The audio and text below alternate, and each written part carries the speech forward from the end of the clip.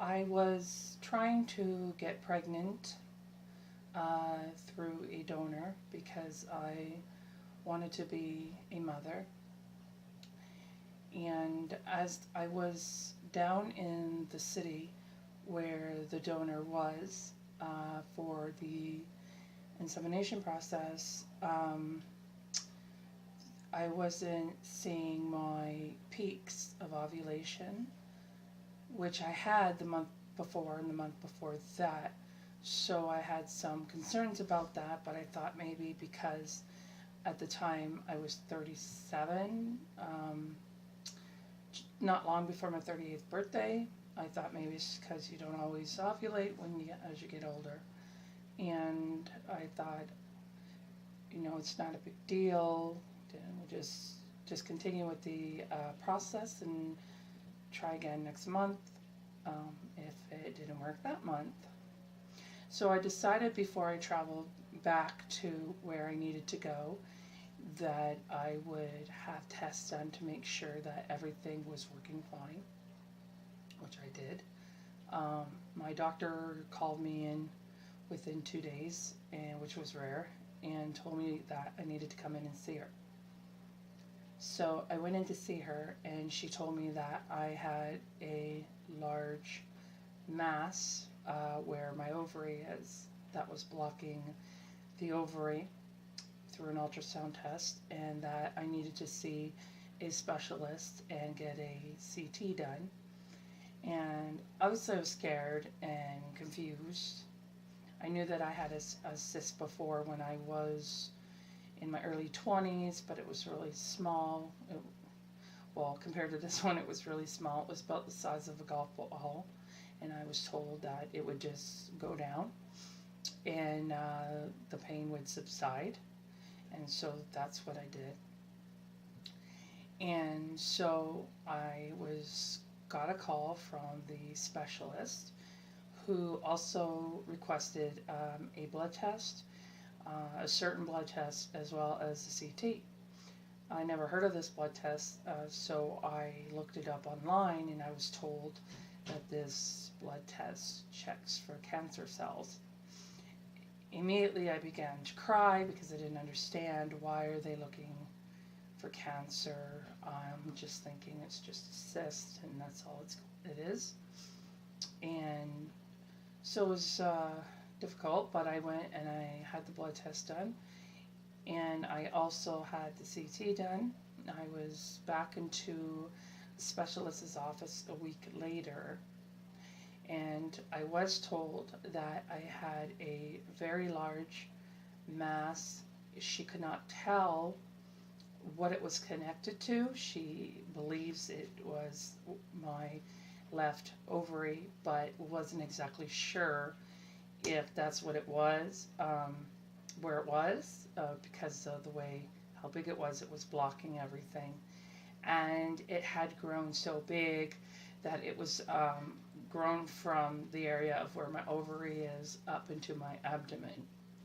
And so there was a lot of concerns that this could be cancer, because cysts don't usually grow that big without even, I should have felt pain a long time ago because of how big it was. And the only thing I ever felt was some pressure in the anal area, and I just assumed that that was because of being overweight and sitting down, and because I was sitting more because of a knee injury. So that's what I just figured it was. So she put me on a rush list for surgery, so she was able to get me in 6 weeks. And for Canada, that's pretty good. So usually people have to wait longer, but she put me on as emergency. So we talked about partial hysterectomy, full hysterectomy, or just removing the one ovary if it had grown on the ovary and damaged the ovary, as she knew that I was trying to have children at the time, and I had not had any children yet. So that was like a really difficult process. So I just, at the time, had told her to, we would just move the one ovary if it had to be removed, because she said I could still get pregnant with the one ovary. So I thought about that, and I was like, okay. I was told that if it was a cyst, that it could just grow back again, and that the surgery was a very big surgery. It was major surgery, and there were chances of blood clotting, infection, um, and bleeding.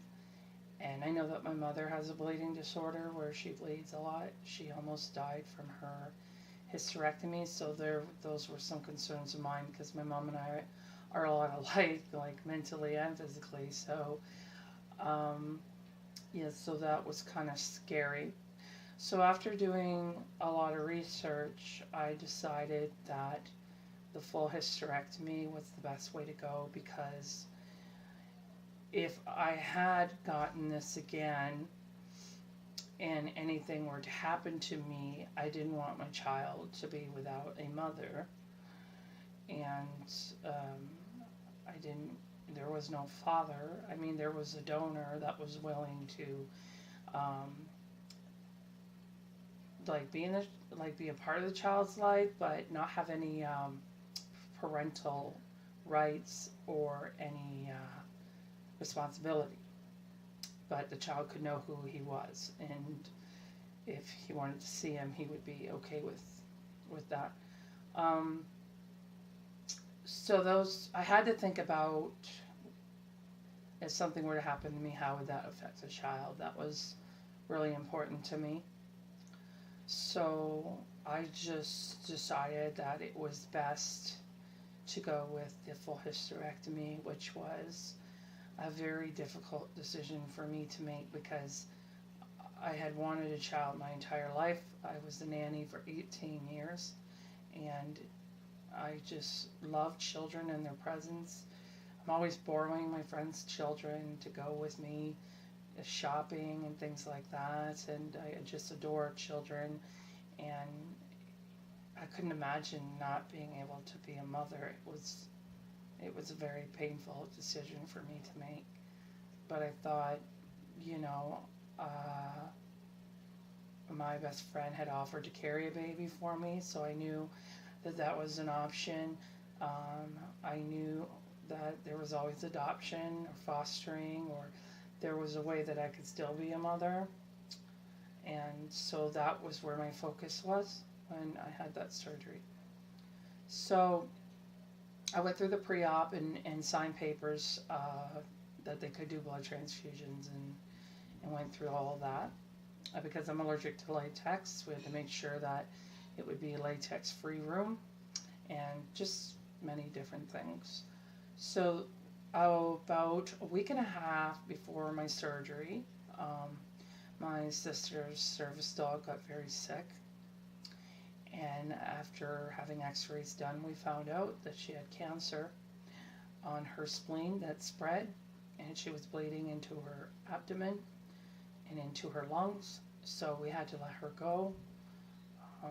So my sister, who has a PTSD dog, a panic alert dog,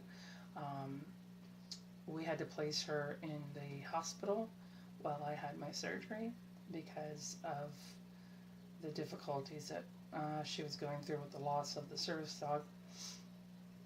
And so my brother came down to town to help with my dogs, and because I have 3 dogs, and to help my mother with everything and bring her to the hospitals and for me and stuff like that. So my surgery was November 29th, 2017. And the day of the surgery, they gave me a calming medication because I have anxiety disorder. So they gave me that, and they put me in a gurney, and I remember just lying there in the gurney knowing that, not knowing if I was going to die in the surgery, if they were going to find cancer, or knowing that once this is done, there is no chance for me to have a baby. And that was such an eerie feeling. It was like, made me feel sick and made me feel cold and very sad, and not knowing if I wanted to survive at that point. I was just in a very state of mind, that like, I'm never gonna hold my newborn. This is never going to happen. I'll never feel the baby kick, and all these things were just going in my head while I was laying there. So once they came and got me, everything was kind of like a blur. They put me on the table, and I was just like out of it by within like a minute. They had me out.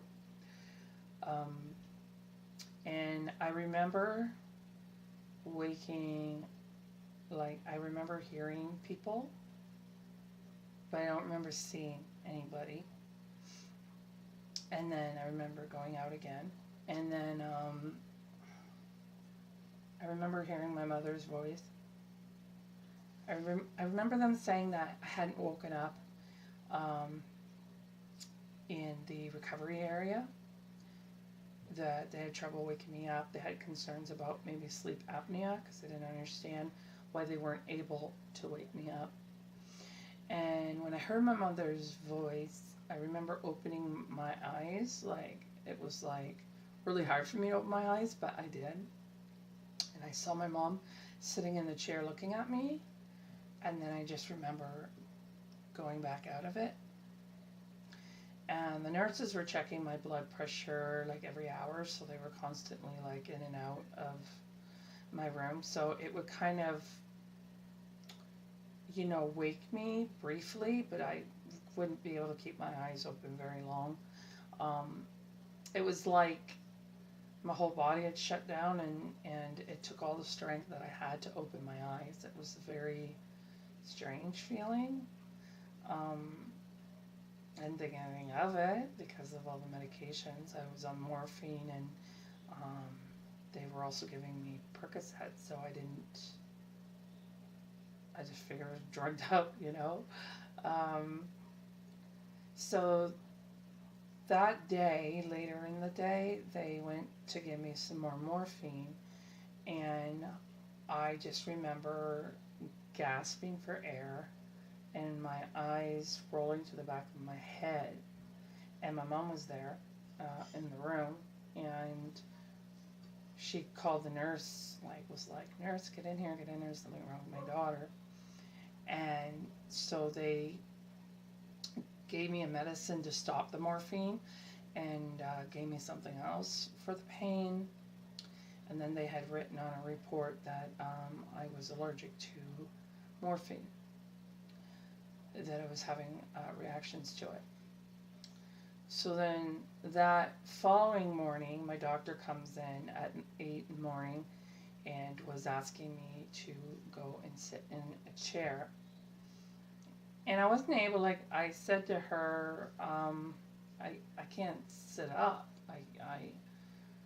I can't get myself to sit up. And she said, "You're just weak from the surgery, but you have to do this because of blood clotting and infections. You have to get up, and you know this." And she knew I was afraid of the blood clotting and infection. She knew that because of my weight. And I said to her, "Okay, can you just let me rest for just a little longer, and I'll try later?" And she said, "Okay, I'll give you 2 more hours, but I want you up and I want you in that chair." So I said, "Okay." And then when they came back in to get me, I tried to sit up and I could not. I just remember feeling extremely dizzy and such a heaviness feeling in my head. And I said, "Can you guys help me, because I physically can't move my body up?" So they got a couple nurses in the room, and they helped put me up forward onto the bed. And then they brought the chair right beside the bed and put me in the chair. And I remember just looking straight ahead, and then my head kind of went back, and I saw the light on the ceiling, and then it just went blank, went all dark. And then when I woke up, they were rubbing my chest and my arms, and they were putting cold cloths on me, trying to wake me up. And I said, "Oh, are you doing a blood pressure test?" Like, I didn't even realize what was going on. And they said, "No, honey, you had a code blue. You need to stay with us. Please stay awake." And I was like, "Code blue?" I watch Grey's Anatomy, so I know what that is. And I was like, I said, "What's going on?" Like, you know, and she's like, "We don't know, honey. We got to bring you down to CT and find out what's caused you to go unconscious." And I said, "Okay." And I was very weak at this time. Like, even then, I was having trouble opening my eyes. So I started, like, closing my eyes again. And she said, "No, honey, you got to stay with us. You got to stay with us. Don't go to sleep. Don't go to sleep." And at this point, I was starting to get a little scared. I said, "Am I dying? Am I dying?" And she said, "We're going to do everything we can to find out what was going on." And I just remember worrying about my sister and my dogs, because I have a severe mentally ill sister who is dependent on my mother and myself. So I was concerned about that. Who would take care of her if something ever happened to my mom. And I was worried about my dogs, what would happen to my dogs, and just, that's where my mind went. And so they brought me down to CT, and they lifted me onto the CT machine with the sheets. And then as they were lifting me back onto the gurney, I felt myself like going out again, and she said, "No, honey, you gotta stay with us, you gotta stay with us." So they just kept rubbing it every time I went to close my eyes. And when they had me back upstairs, I heard her say, "Internal bleeding, it's internal bleeding." And they said, "Okay, honey, we're going to give you blood. You signed the papers for blood. Do you want us to go ahead and give you the blood?" And I said, "Yeah, I don't care. It's disease-free, right? You know, you checked it good. You checked it good." And they're like, "Yeah, yes, honey, it's been screened. Don't worry." And I said, "Yep, go ahead. I don't care. And do what you got to do." So they gave me one bag of blood first, and then they checked my blood count, and they said, "No, she needs another bag." So they gave me another bag, and they said they were going to see how I did overnight. They were just going to monitor it, and if it got any worse, then they would have to rush me into the OR. But they didn't want to do that because they were worried about me losing more blood. So they wanted to try and control the bleeding with medications instead of opening me up. So that's what they did.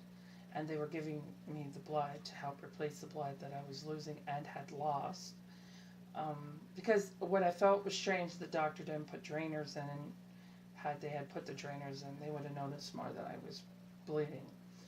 So a lot of doctors, I don't know the reasons, but some of the reasons here is it minimizes chances of fistulas and infections and things like that. So I guess it just depends, but usually women do have drainers when they have hysterectomy, especially a full hysterectomy. And I was cut over my belly button all the way down to the pubic hairline. So I was cut all the way down. It's a very large incision. And I was stapled, sutured and stapled. And there was a lot of bruising on my stomach and things like that. So they assumed that the bruising was just from the doctor holding the stomach down to sew it tight. Because remember, when you're overweight, it's more fat to, suture together. So I was barely awake that day. They let me go back to sleep. They just monitored me, had me wake up, just check my, make sure that I was gonna wake up. So they just kept waking me up every hour, making sure I would wake up, checking my blood pressure, and everything like that. They were giving me, my doctor signed me up for the shot in the leg since I couldn't have morphine. And I can't remember what it was called, but it was great because it didn't make me feel weird, and it was really great for the pain. And they would give me Percocet 4 hours after the shot. So they were kind of balancing off the two. And the second day, I was still very weak. I couldn't keep my eyes very long. And I remember I had downloaded a couple movies through Netflix. Um, and I couldn't even like use my iPad. I was so weak I couldn't even work the iPad. I just had the spa music on it. That's the only thing I had enough strength to do was put the spa music on. With my headphones, that was, and even then the nurses helped me with that. And so they did a blood check, and they said that my counts were still extremely low. So they gave me another blood transfusion.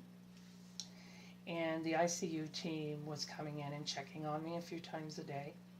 And one of their team members was also checking my blood pressure on top of the nurses that were on my recovery team. So I was going through all this. I did have a catheter, so they weren't bringing me to the bathroom or anything like that. They wanted to take the catheter out on the second day, but they could not do that. They tried to do that, actually, and I was still not able to walk because of the weakness, and I was still quite pale. So they decided to put the catheter back in, and the one nurse put latex one in, so they had to take it out and put another one in, so that was fun.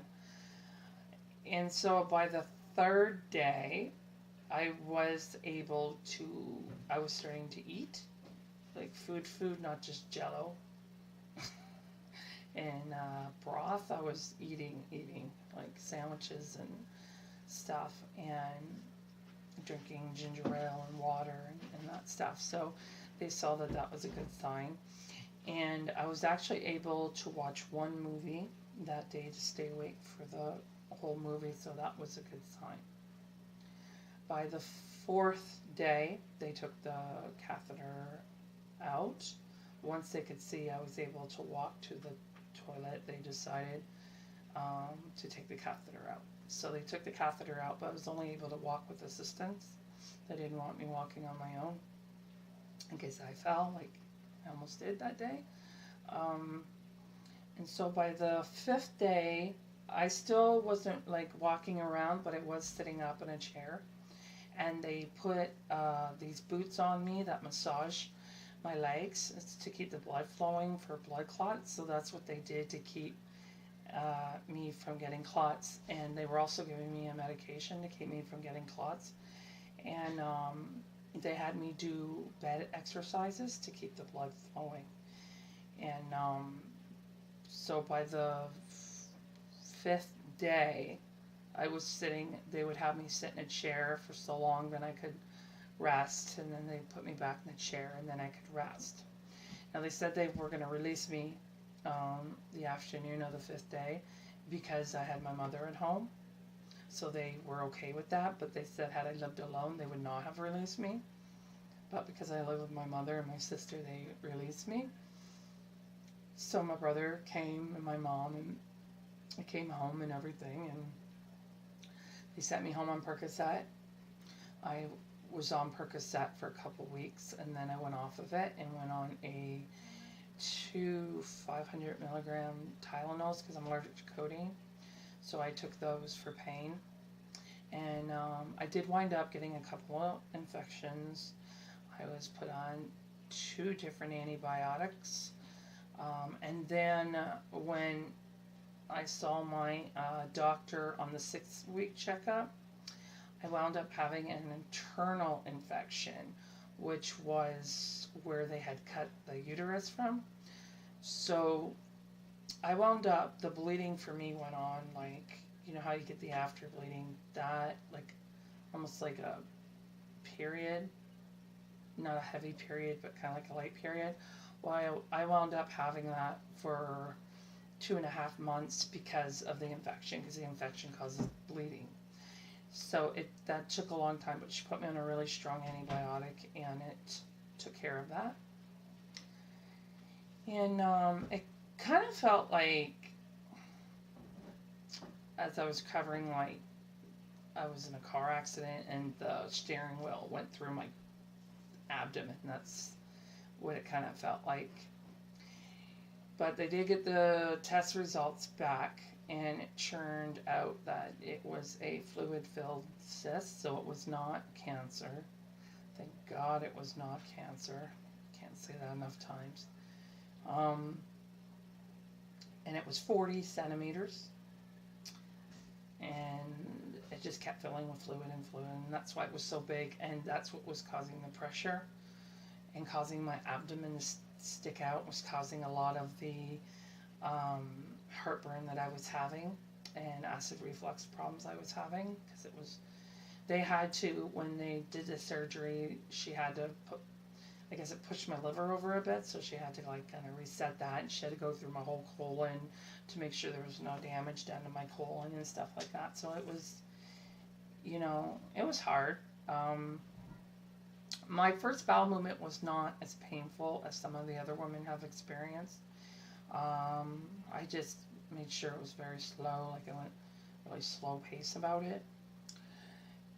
But it was, everything was like pretty scary that I went through. Not all women are going to go through what I went through. There is a bleeding disorder in my family, so that was one of the reasons for the bleeding. Also, I am overweight, so that puts me at more complications. And the doctor took the staples out at the, I believe it was second week checkup. Yeah, something like that. And that was nice to get those out because I was having allergic reaction to them. So that wasn't fun. Because I have eczema, and so that wasn't fun. It was very itchy, very sore. I was getting blisters, and so I was glad to get those staples out. There were a couple parts that were more opened, so that's where I was getting infections in the beginning, but that was taken care of. The hard part was not, what was sad for me is I wasn't able to have my dogs in my room for a couple weeks. And I have 2 little dogs that I sleep with. My husky likes to sleep with my mom. So it was really difficult, but my mom would bring them and let me give them kisses every night and stuff like that. I just couldn't have them in my bed because of infection or in case they jumped on me, which I was terrified of happening. So the first 3 weeks menopause-wise was very difficult. I had insomnia. Now, as I said, I have an anxiety disorder, so that anxiety disorder got worse at that time. I was having heart palpitations from the anxiety disorder because the menopause was heightening the anxiety. And the insomnia was awful. When I was off the Percocet, I didn't have problems with the insomnia. But after the Percocet, I was just lying there from like midnight till 6 in the morning, like trying to fall asleep, and I couldn't. I had meditation music on, spa music on, insomnia music on. I tried everything, and it just wasn't, I could not fall asleep. I was waking up as if I went swimming. It was like just covered in sweat. It was terrible. I would go hot and cold, like I had a fever or something. But the 3rd week, once I'm on a small amount of hormones, a safe amount, and the hormone medication started kicking in after the 3rd week. So I started to feel a lot like better that wise. I was sleeping better. I wasn't getting night sweats anymore. I was quite depressed, just from being bedridden, the surgery, and also knowing that I was not going to be able to have children. So that was difficult. We didn't wind up celebrating Christmas that year because my sister was in the hospital, and I was still in a lot of pain, not much of a appetite, so we just didn't celebrate it. It was just, my mom baked for me, but that was about it. As a Christian, gave my appreciations to Mother Mary and Jesus, but we didn't celebrate it. It was also very difficult because we lost a fur baby in the family not long ago as well. So that was difficult, very difficult year. And my brother was back where he lived with his children, so they wanted to come, but I was not in the health to have the children here. I was in a lot of pain, and I just didn't want to celebrate it, which is odd for me because I love Christmas. So my first time going back out was about 2 months after, and I was on bed rest for 2 months. So after that, I went to Walmart with my sister, and I was in one of the scooters there, and I saw someone bringing in a newborn baby, and that was very difficult. And I will explain my after story on how I've dealt with that depression in another video. But basically, it's almost a year since my surgery, and I'm doing physically. I'm doing very well. I do get fatigue sometimes from the menopause, but I did have issues with fatigue anyway. My mom thinks that I might have fibromyalgia like she has, because I do get a lot of joint pain and stuff, so it's really hard to tell when you're overweight if that's what it is. But I do get fatigue spells. So I find that I get more fatigue easily than I did before the surgery, so that's kind of hard being, I just turned 39, so it's hard being fatigued when you're 39. You want to go and do things and you can't. But I just work around it, you know, like if I'm really fatigued, I just let my body rest, and I work from home, so as a dog groomer, so I'm able to work around my own schedule. So I'm very blessed that way. But these things are not going to happen to everyone. A lot of them are not even, you're not even cut. You're not usually cut the way that I was. I was cut that way because I had a 40 centimeter ovarian cyst. And that's why she had to do it.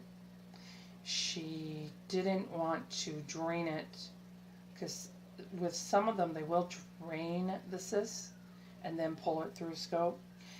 But she didn't want to do it that way because she was very concerned about any fluid spilling into the abdomen because it was so big, and because there was so much pressure done to my colon. She wanted to check through the whole colon to make sure there was no damage, and she wanted to make sure there was no cancer anywhere. So those were that's why she cut me up that way. I have talked to other women who have had hysterectomy through the scope, which is an easier recovery than what I went through. And usually there's only a 5% chance of an ovarian cyst being cancerous, especially if they're fluid filled. So I was really blessed that way. And even though I cannot have children, I was blessed to not have cancer.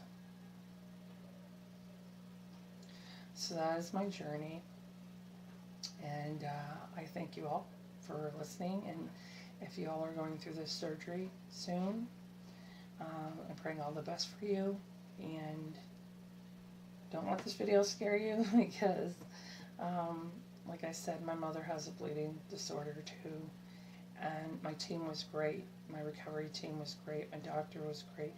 Everybody was really good, and I just want to thank all the nurses out there who help people, because without you, I wouldn't have been able to get through those days. I saw the nurses more than the doctors, so I'm very grateful to the nurses, and I'm very thankful to the nurse who held my body up with her tiny body and pressed the code blue with her foot. I'm very grateful to you, and I thank you for keeping me from falling where I could have bled out. So I thank you so much. And remember to treat your nurses with the utmost respect, because they really deserve it. Thank you. Hi, this is a continuance of my first video, and I want to talk to you about how I dealt with my menopause depression, not being able to have children. 2 months after my surgery, I went to Walmart with my sister, and someone was bringing in a newborn baby to have their photos done. And I remember just shutting down at that moment. I remember wishing that I didn't survive the surgery. I remember thinking that in my head, that I wish I hadn't survived, because I couldn't imagine living a life without being a mother. I felt like my identity, who I was taken away from me, because I was a nanny for 18 years. I raised my goddaughter for her first 8 months of life while her mother recovered from postpartum. So I knew that that's what I wanted to be more than anything in the world. That's what I wanted to do. I wanted to be a mother. And like, I've been in the music ministry. I've sang at dinner theaters, and I said to someone, you could offer me to be on Broadway with my favorite actor who's a Broadway star.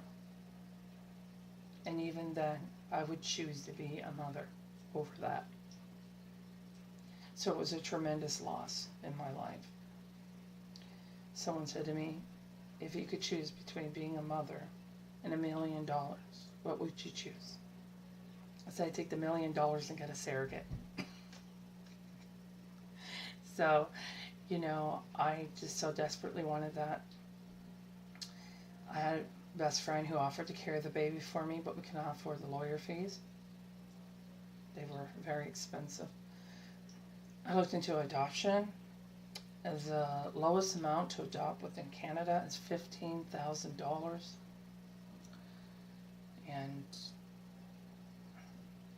I just broke down. I thought, this is it. I'm never going to be a mother. I don't know what's going to happen in the future. I hope that there is a child that needs a mother, and that I will be that child's mother, that an opportunity will happen to make that happen. I thought after my huskies, after my one husky passes away, I could look into fostering, because I won't pass the home test with her. She is special. So they usually like to meet all the animals in the house, and they would never approve me for her. Even though she's great with children, they have to come across her behavior and go from there. And I understand that. They don't know her like I know her. So I respect that. She doesn't trust adults, but she loves children. So my best friend was determined that I was going to have a reborn. Something to hold, something to cuddle, something to dress, to take care of, to help me through the process. And I didn't know how I was going to respond to that, because I've been a nanny for 18 years. I've raised a lot of babies, and a reborn is a form of a specialized doll that is made by an artist and is an actual replica from a real baby. So that's why they call them reborns, and they're very special and they're very unique. And I've seen documentaries in the UK on them. I just didn't know how that was going to help me, knowing that I could never have a child.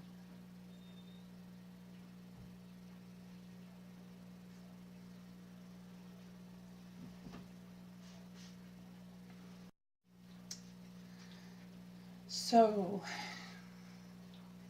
my best friend had lent me the money, and I got Elijah. That's what I named him, after the son I wanted. I named him Elijah Samuel, or they give you a birth certificate and a hospital bracelet, and they make it like an adoption instead of like a sale, which makes it kind of special.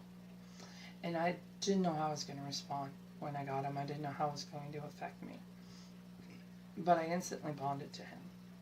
Now, some people think that they're weird, that they're creepy, that they look dead, but I didn't know what I was going to think until I got him. And when I got him, I couldn't believe it. I really couldn't believe it. How real he looked, how real he felt. I just cried, and I instantly bonded to him. That is his picture behind me. Believe it or not, those are his pictures.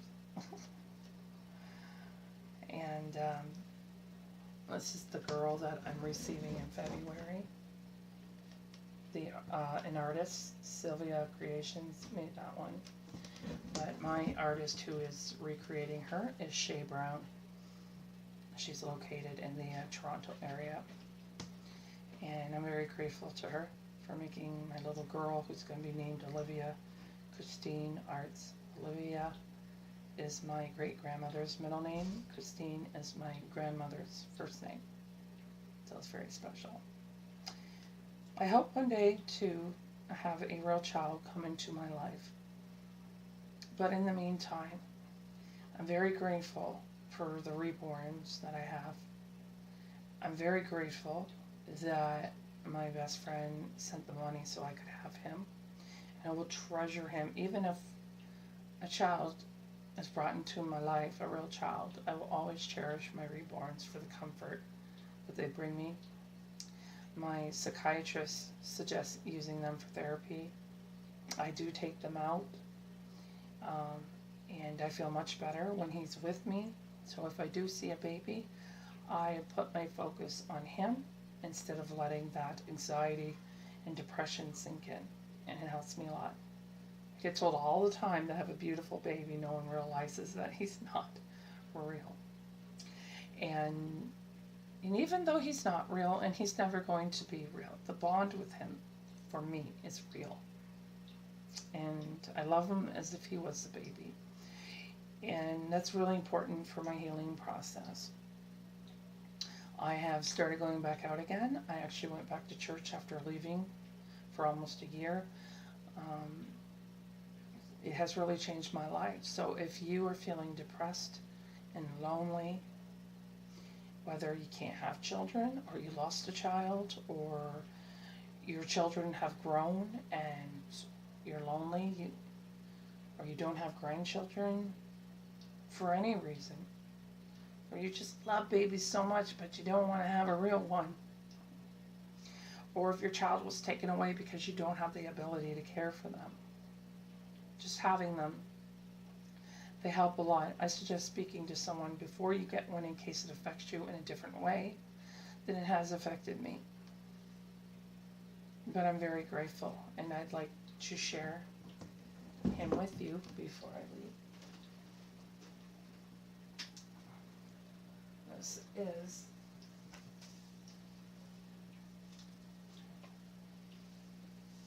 This is Elijah Samuel Arts, and I love him.